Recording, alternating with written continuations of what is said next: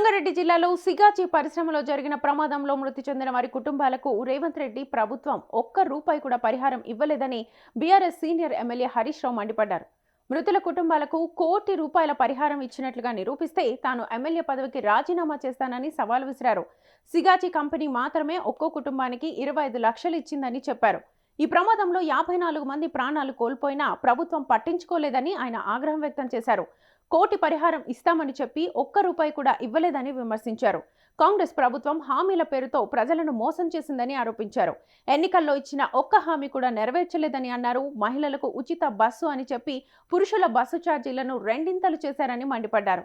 2 ఏళ్ల తర్వాత మళ్లీ కేసీఆర్ ముఖ్యమంత్రి అవుతారని, తాను మంత్రిగా వస్తానని హరీష్ రావు ధీమా వ్యక్తం చేశారు. మున్సిపల్ ఎన్నికల్లో అధికార పార్టీ డబ్బులు పంచితే తీసుకోవాలని, కానీ ఓటు మాత్రం కారు గుర్తుకే వేయాలని పిలుపునిచ్చారు. రేవంత్ రెడ్డి మాటలు వట్టి మూటలేనని విమర్శించారు.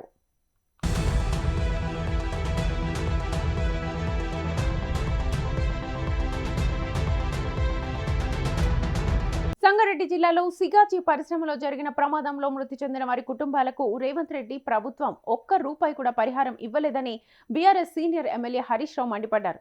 మృతుల కుటుంబాలకు ₹1 కోటి పరిహారం ఇచ్చినట్లుగా నిరూపిస్తే తాను ఎమ్మెల్యే పదవికి రాజీనామా చేస్తానని సవాల్ విసిరారు.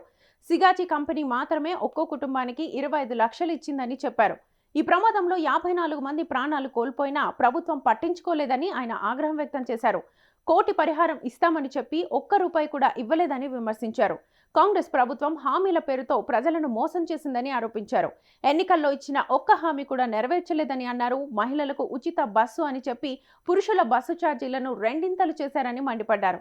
2 ఏళ్ల తర్వాత మళ్లీ కేసీఆర్ ముఖ్యమంత్రి అవుతారని, తాను మంత్రిగా వస్తానని హరీష్ రావు ధీమా వ్యక్తం చేశారు. మున్సిపల్ ఎన్నికల్లో అధికార పార్టీ డబ్బులు పంచితే తీసుకోవాలని, కానీ ఓటు మాత్రం కారు గుర్తుకే వేయాలని పిలుపునిచ్చారు. రేవంత్ రెడ్డి మాటలు వట్టి మూటలేనని విమర్శించారు.